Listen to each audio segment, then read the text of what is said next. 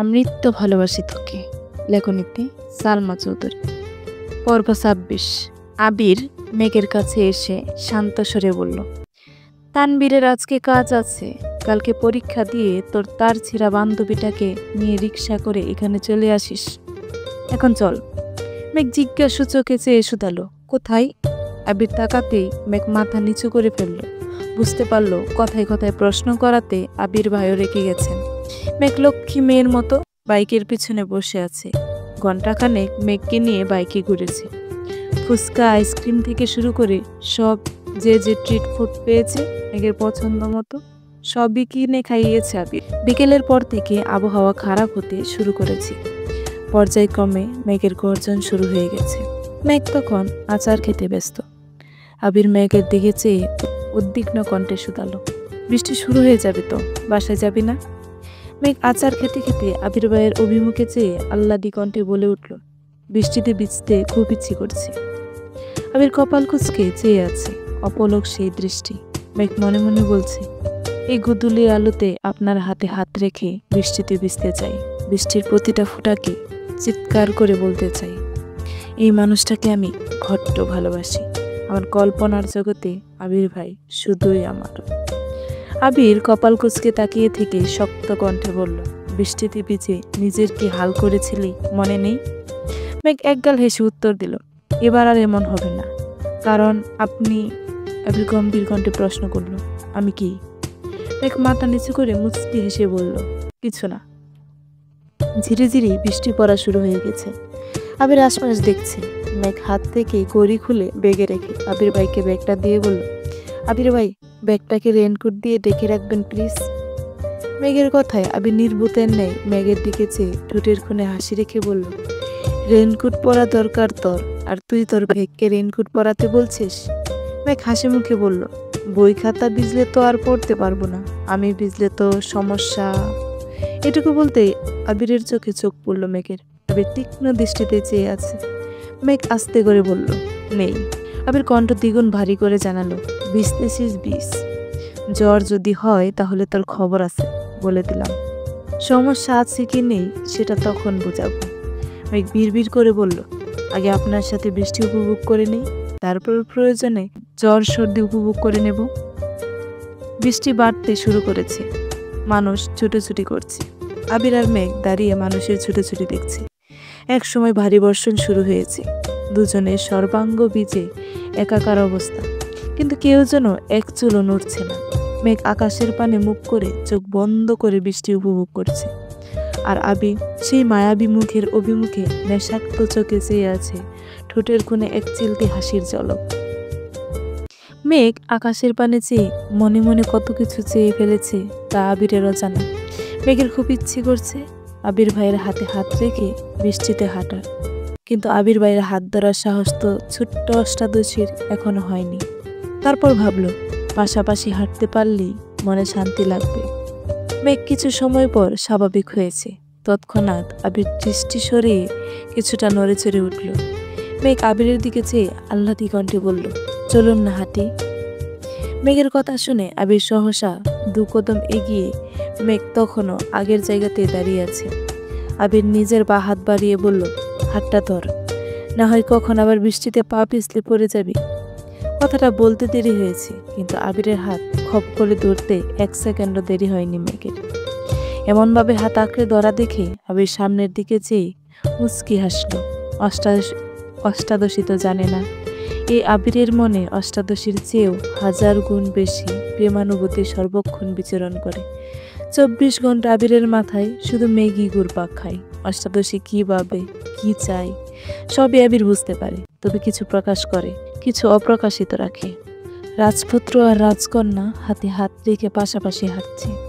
আবিরের দৃষ্টি সামনের দিকে থাকলেও মেঘের সম্পূর্ণ দৃষ্টি আবিরে নিবদ্ধ। ঠোঁটের কোণে লেগে থাকা হাসি যেন সরছেই না, বরং ক্রমে ক্রমে বেড়েই যাচ্ছে। মেঘের বুকের ভেতর থাকা সুপ্ত ভালোবাসাগুলো কোনো বাধা মানতে চাইছে না। এই বৃষ্টি সিক্ত গুদুলিতে প্রকৃতি সাক্ষী রেখে বলতে ইচ্ছে করছে, এই মানুষটারে আমার চাই, সম্পূর্ণ আমার করে পেতে চাই। মেঘ হাবিজাবি ভাবতে ভাবতেই আকম্বাত রাস্তার পাশে থাকা গাছের শিখরের সাথে হেঁটে হুঁচট খেয়ে উপর হয়ে পড়তে গেলে আবির বাম হাতে থাকা মেঘের হাতটা শক্ত করে ধরে সহসা ডান হাতে মেঘের পেট বরাবর আঁকড়ে ধরল। কয়েক সেকেন্ডের জন্য মেঘ মনে হচ্ছিল পৃথিবীটা পুরো থমকে গেছে। আচমকা হুঁচট খাওয়ায় মেঘ স্বাভাবিক হতে কিছুটা সময় লেগেছে। নিজের উদরে আবির ভাইয়ের শক্তপোক্ত হাতের ছোঁয়া বুঝতে পেরে মেঘ বিস্ময় চোখে উদরে রাখা হাতের দিকে চাইল।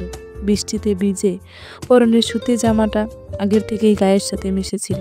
আবির ভাই জামার উপর দিয়ে ছোঁয়ার পরও মেঘের মনে হচ্ছে উন্মুক্ত উদরে হাত রেখেছে আবির ভাই। মেঘের সর্বাঙ্গ শিহরিত হলো। বুকের ভেতরে থাকা হৃৎপিণ্ডটাও বাইরে বেরিয়ে আসতে চাইছে। মেঘের নিঃশ্বাস গলায় আটকে যাচ্ছে। হুঁচটের ফলে পায়ের বৃদ্ধাঙ্গুলের কোনা উঠে রক্ত বের হচ্ছে। স্নায়ুতন্ত্রের ক্রমাগত সিগন্যাল দেওয়ার ফলে মেঘ বুঝতে পেরে উপ করে উঠল। নিজেকে কন্ট্রোল করে মেঘ দাঁড়িয়ে পায়ের দিকে যাওয়ার আগে ব্যথায় বুঝতে পেরে ঠোঁট ফুলিয়ে কান্না শুরু করে দিয়েছে। আবির সঙ্গে সঙ্গে বসে পড়ল আঙ্গুলটা দেখতে। রক্ত যা বের হচ্ছে সবে বৃষ্টির পানিতে ধুয়ে যাচ্ছে। পকেট থেকে একটা ওয়ান টাইম ব্যান্ডেজ বের করে আপাতত আঙ্গুলে পেঁচিয়ে দিল। আবিরের ছোঁয়াতে পায়ের ব্যথা সারল কিনা কে জানে। মেঘের মনের ব্যথা তো এক সেকেন্ডেই সেরে গেছে। মেঘ পাকরুক্ত হয়ে চেয়ে আছে। তার চোখ দিয়ে শুধু পানি পড়ছে। আবির দাঁড়িয়ে দু হাতের উল্টো পিঠ দিয়ে মেঘের গাল বিয়ে পড়া চোখের পানি তার সাথে বৃষ্টির পানি মুছে দেওয়ার চেষ্টা করলো। অতঃপর আবির তপ্ত স্বরে বলল, এত সামান্য ব্যথায় এভাবে কাঁদলে হবে? তৎক্ষণাৎ মেঘের ফুপানো বন্ধ হয়ে গেছে। মেঘ কিছু বলার আগেই আবির আচমকা মেঘকে কোলে তুলে নিল। মেঘের চোখ কুঠোর ছেড়ে বেরিয়ে আসতে চাইছে। নিজেকে সামলাতে সহসা এক হাতে আবিরের শার্টের বুতাম সহ কিছুটা অংশ চেপে চোখ বন্ধ করে ফেলেছে। রাস্তার দুপাশে বড় বড় গাছ। বৃষ্টিতে ভেজা পিচ ডালা রাস্তায় মেঘকে কোলে নিয়ে আবির হাঁটছে। কিছুটা সময় পর মেঘ চোখ খুলে বৃহৎ চোখে আবিরের শ্যামবর্ণের চেহারা চেয়ে আছে। আবিরের চুলে, নাকে, মুখে, গলায় পড়া বৃষ্টির ফোঁটা কিছুটা মেঘের মুখেও ছিটকে পড়ছে। মেঘ ধীরকণ্ঠে বলল, নামিয়ে দেন, আমি যেতে পারবো। আবির ভাইয়ের এভাবে কুলে তুলে নেওয়ায় মেঘের সর্বাঙ্গ কারেন্টের শক খেয়েছে। এই মানুষটা কাছাকাছি আসলে হৃৎপিণ্ডটা ধুকপুকানি বেড়ে যায়। সেখানে এভাবে কুলে তোলাতে তার সবকিছু যেন এলোমেলো হয়ে যাচ্ছে। তাই মন না চাইতেও আবিরকে বলল নামিয়ে দিতে। আবির নিরেট কণ্ঠে বলল, চুপ করে থাক। মেঘ নিশ্চুপ হয়ে আবির ভাইকে দেখছে। দমক খেয়ে মন খারাপ হওয়ার বদলে তার ঠোঁটের কোণে মিষ্টি হাসি লেগে আছে। কিছু দূর যাওয়ার পর একটা চায়ের দোকানের কাছে গিয়ে পিচ্চি ছেলেকে ডেকে বলল চেয়ার দিতে। খোলা আকাশের নিচে ছেলেটা চেয়ার দিল। আবির মেঘকে বসাতেই মেঘ বলল, আপনি তখন না ধরলে পরে নিশ্চিত আমার মাথা কাটতো। আবির শক্ত কণ্ঠে জবাব দিল, এত সহজে তোর কিছু হতে দেব না। পরিস্থিতি যতই বেসামাল হোক, আমি ঠিকই তোকে সামনে রাখব। এই কথা শুনে মেঘ বিস্ময় চোখে আবির ভাইয়ের পানে চেয়েছে। কথার গভীরতা ঠিক কতটা সেটা বুঝতে না পারলেও কথাটা তার খুব মনে ধরেছে। বৃষ্টি কিছুটা কমে এসেছে। আবির শান্ত কণ্ঠে বলল। মেঘ গার খাত করে সম্মতি দিল। বেশি করে আদা চা দিয়ে 2 কাপ লিকার চা দিয়ে আসছি। 1 কাপ মেঘকে দিয়ে আবির কিছুটা দূরে দাঁড়িয়ে চা খাচ্ছে। মেঘ চা খাওয়ায় মনোযোগ দিল। বৃষ্টিতে বসে এভাবে চা খাওয়ার এটাই জীবনে প্রথমবার। বৃষ্টির ছোট ছোট ফোঁটা চায়ে পড়ছে আর মেঘ আপন মনে চা খাচ্ছে। হঠাৎ মেঘের অভিমুখে আবির কেমন করে চাইল। আবির মিহি কণ্ঠে ডাকল, মেঘ। আচমকা আবির ভাইয়ের সুমধুর কণ্ঠে নিজের নাম শুনে মেঘ বরফের নেই জমে গেল। আবিরের তপ্ত দৃষ্টি মেঘের হৃৎপিণ্ডে ক্রমাগত ছুরি চালাচ্ছে। এই বুঝি ছোট্ট অষ্টাদশীর প্রাণটা দেহ থেকে ছেড়ে বেরিয়ে যাবে। মেঘ কাঁপা কাঁপা কণ্ঠে জবাব দিল, জি। আবির তখনও শীতল চাহনিতে মেঘের মুখের দিকে তাকিয়ে আছে। কয়েক সেকেন্ড পর পগার কণ্ঠে শুধালো, যদি কখনো এমন হয় তোর জীবনে সবচেয়ে প্রিয় 2টা জিনিস থেকে যে কোনো একটাকে বেছে নিতে বলা হয়, তখন তুই কি করবি? আবির ভাইয়ের বলা এত কঠিন কথার মানে মেঘ বুঝতে পারছে না। কপাল গুজিয়ে আবির ভাইয়ের দিকে চেয়ে কথাটা বোঝার চেষ্টা করছে। আবির কণ্ঠ খাদে নামিয়ে পুনরায় প্রশ্ন করল, পারবি তো একটাকে বেছে নিতে? মেঘ লিপ্তিত চোখে তাকিয়ে আছে। মেঘের মাথায় হাজারটা চিন্তা ঘুরপাক খাচ্ছে। আবির ভাই তাকে এমন করে কেন জিজ্ঞেস করছে? উনি কোথাও গেলে তো আমার পছন্দের সব জিনিস না চাইতেও নিয়ে নেন, বেছে নিতে দেন না। তাহলে কি এমন জিনিস যা একটাই বেছে নিতে হবে? মেঘের নিরুত্তর পরিস্থিতি দেখে আবির মনে মনে বলল, যেই দিন তুই দুটা প্রিয় জিনিস থেকে একটা বেছে নিতে পারবি, মন শক্ত করে বলতে পারবি এটাই আমার লাগবে, সেদিন তোকে এই প্রশ্নটা দ্বিতীয়বার কর। আবির গলা খাকানি দিয়ে বলল, বাদ দে এসব, আরেক কাপ চা দিতে বলছি, তুই চা খা, আমি বাইকটা নিয়ে আসি। আবির আশপাশ দেখে চায়ের টাকা দিয়ে আরেক কাপ চা বলে বাইক আনতে চলে গেছে। ডাক্তার দেখিয়ে ওষুধ দিয়ে মেঘকে বাসার সামনে নামিয়ে দিল। বরাবরের মতো মেঘ আজও প্রশ্ন করল, বাসায় আসবেন না?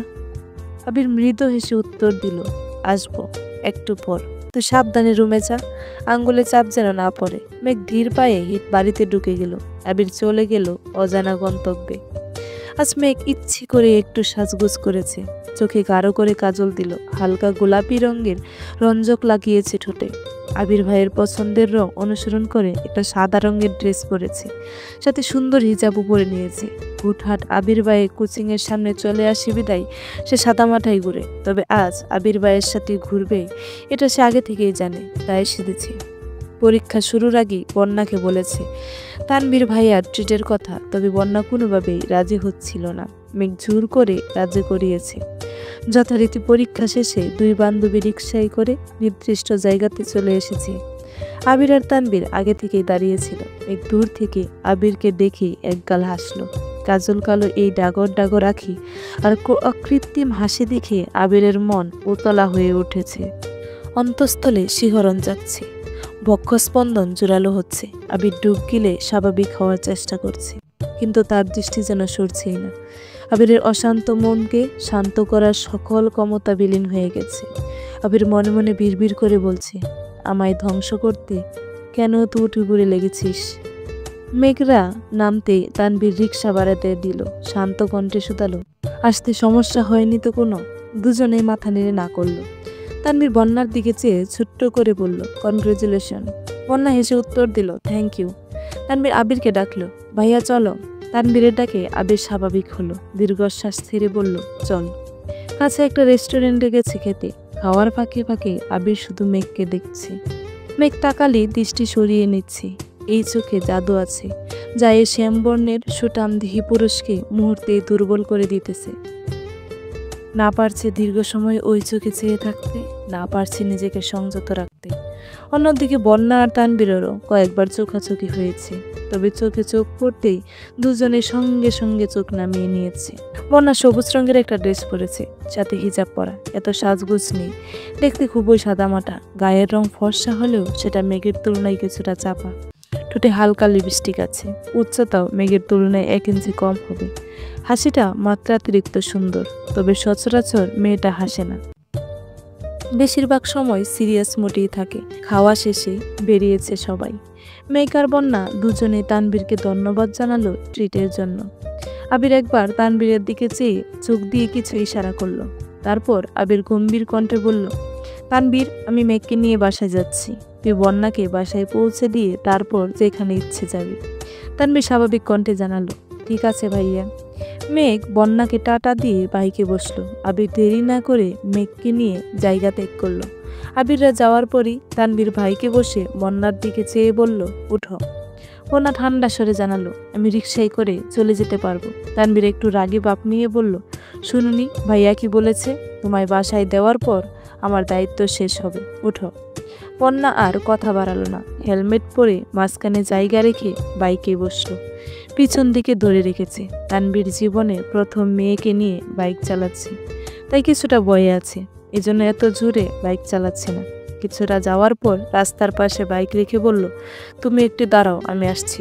বন্যার সাইডে দাঁড়িয়ে আছে। কিছুক্ষণ পর বেরিয়ে তানভীর একটা শপিং ব্যাগ বন্যার দিকে এগিয়ে দিল। বন্যা জিজ্ঞাসা চোখে চেয়ে বলল, কি এতে? তানভীর শান্ত স্বরে বলল, তোমার রেজাল্টের গিফট। বন্যা কোনোভাবে নিতে রাজি হচ্ছে না। বাধ্য হয়ে তানভীর ধমক দিল, বলছি নিতে, নাও। বন্যা ভয়ে কিছুটা কেঁপে উঠল। কাঁপা কাঁপা হাতে ব্যাগটা হাতে নিয়ে ছোট্ট করে বলল, থ্যাঙ্কস। তানভীর মৃদু হেসে আবার ভাইকে বসলো। পিচ ডালা রাস্তায় বাইক চলছে। বন্যা নীরব, শান্ত মেয়ের মতো চুপচাপ বসে আছে। নীরবতা ভেঙে তানভীর বলল, গতকাল ভাইয়া আর বোনও মিলে আমায় এই বাইকটা গিফট করেছে, কেমন হয়েছে বলো তো? বন্যা হাসি মুখে উত্তর দিল, অনেক সুন্দর হয়েছে। তানবীর পুনরায় বলল, তার জন্যে আজকে ট্রিট দিলাম। বন্যা এবার মৃদু স্বরে শুধালো, আমায় ট্রিট দেওয়ার কি প্রয়োজন ছিল? আমি তো এটুকু বলতেই তানবীর বলল, তোমাকে দেওয়ার প্রয়োজন ছিল, ওই দিন তোমাদের বাসায় খেয়ে আসলাম। এছাড়া তুমি বনুর বেস্ট ফ্রেন্ড, আর আমাকে যেভাবে ভাইয়া ভাইয়া ডাকো, আমি তো মাঝে মাঝে কনফিউজড হয়ে যাই আমি কার ভাই। কথাগুলো শুনে বন্যা কিছুটা লজ্জা পেল, তারপরে স্বাভাবিক থাকার চেষ্টা করলো। এর মধ্যেই বন্যাদের বাসায় গলি পর্যন্ত চলে আসছে। বন্যা তাড়াহুড়ো করে বলল, ভাইয়া এখানে নামিয়ে দিন প্লিজ। তানবীর বাইক থামিয়ে বলল, আবার? বন্যা হেলমেট খুলতে খুলতে তপ্ত স্বরে বলল, সরি তানবীর ভাই, এখান থেকে হেঁটেই যেতে পারবো, কেউ দেখলে সমস্যা হবে। সমস্যা বুঝতে পেরে তানবীর স্বাভাবিক কণ্ঠে বলল, সাবধানে যেও আর পড়াশোনা করো ঠিক মতো, আল্লাহ হাফেজ। বন্যাও আল্লাহ হাফেজ বলে শপিং ব্যাগ নিয়ে গলি দিয়ে হাঁটছে। তানবীর কিছুক্ষণ স্থির দাঁড়িয়ে চেয়ে রইল সেদিকে, তারপর আবার বাইক স্টার্ট দিয়ে চলে গেল। আবির বাসার দিকে না গিয়ে অন্য রাস্তায় যাচ্ছে দেখে মেঘ চিন্তিত স্বরে বলল, বাসায় যাবেন না? আবির কঠিন স্বরে জবাব দিল, বাসায় যাওয়ার এত তাড়াতাড়ি কিসের তোর? আর কিছু বলল না। আবির পায়ের কাছাকাছি তো সেও থাকতে চায়, কিন্তু তানবীরের সামনে আবির বলেছে বাসায় চলে যাবে, এজন্য মেঘ জিজ্ঞেস করেছিল। আবির মেঘকে নিয়ে একটা পার্কে এসেছে। পার্কে মানুষের ভিড় দেখে আবির কিছুটা ভীত হলো। মেঘের দিকে চেয়ে বলল, ডুববি নাকি অন্য কোথাও যাব? মেঘ একগাল হেসে উত্তর দিল, এসেছি যখন তাহলে ঢুকি, ভালো না লাগলে চলে যাব নে। আবির মেঘের হাত ধরে হাঁটছে। মেঘ আশেপাশে তাকাচ্ছে আর বারবার আবির ভাইয়ের শক্ত ধরে রাখা হাতের দিকে তাকাচ্ছে। এভাবে হাত ধরে রেখেছে যেন ছেড়ে দিলেই তার প্রিয়সী হারিয়ে যাবে বহু দূরে। মেঘ সেই হাত ধরা দেখে গতকালের ন্যায় বারবার লজ্জায় আড়ষ্ট হচ্ছে। মেঘ চারপাশ তাকিয়ে দেখছে কত কত মানুষ, কেউ কেউ পরিবার নিয়ে এসেছে, ছোট্ট বাচ্চা নিয়ে এসেছে, বন্ধুরা মিলে ছবি তুলছে, আড্ডা দিচ্ছে। বেশ কয়েকটা কাপড়ও দেখছে হাতে হাত রেখে হাঁটছে। সেসব দেখে মেঘেরও নিজের আবির ভাইয়ের প্রেমিকা মনে হচ্ছে। এটা ভাবতেই লজ্জায় দুগাল লাল হয়ে গেছে। ছুটে মুচকি হাসি যেন সরছেই না। একটা ফাঁকা বেঞ্চ থেকে আবির মেঘকে ইশারা দিল বসার জন্য। আবির কিছুটা দূর থেকে একটা আইসক্রিম নিয়ে আসছে। মেঘকে আইসক্রিম দিয়ে মেঘের থেকে কিছুটা দূরে বসেছে আবির। মেঘ আপন মনে আইসক্রিম খাচ্ছে, একবার আবির ভাইকে দেখছে, আবার আশপাশ দেখছে। আবির আচমকা ডেকে উঠল, তাকায় দিকে। হঠাৎ ডাকায় মেঘ কিছুটা কেঁপে উঠল, তারপর স্বাভাবিকভাবে ঘাড় ঘুরিয়ে আবির ভাইয়ের দিকে তাকালো। আবির ভ্রু কুঁচকে চিন্তিত স্বরে বলল, এভাবে সেজেছিস কেন? মেঘ মুখ ভুতা করে আবিরের দিকে তাকিয়ে আছে। কয়েক মুহূর্ত পর বলল, কই সাজছি, শুধু কাজল আর। এটুকু বলতেই আবির বলল, শুধু কাজলটাও আর দিবি না? আবির মনে মনে বলল, তোর এই চোখের মায়ে আমি ছাড়া আর কাউকে পড়তে দেব না। মেঘ আহ্লাদি কণ্ঠে শুধালো, কাজল দিলে আমায় অনেক সুন্দর লাগে? আবার তীক্ষ্ণ দৃষ্টিতে চেয়ে বলল, ওই যে দূরে গাছটা দেখা যাচ্ছে, ওই গাছের ডালে বসে থাকা পেতনিটার মতো লাগে। এই জন্যই বলছি কাজল পরে রাস্তাঘাটে মানুষকে বয়ে দেখাইস না। মেঘ নিজের উষ্ট উল্টে আবিরের দিকে চেয়ে আছে, চোখের পানিতে টইটম্বুর হয়ে গেছে। পল্লব ঝাপটালে গাল বেয়ে গড়িয়ে পড়বে।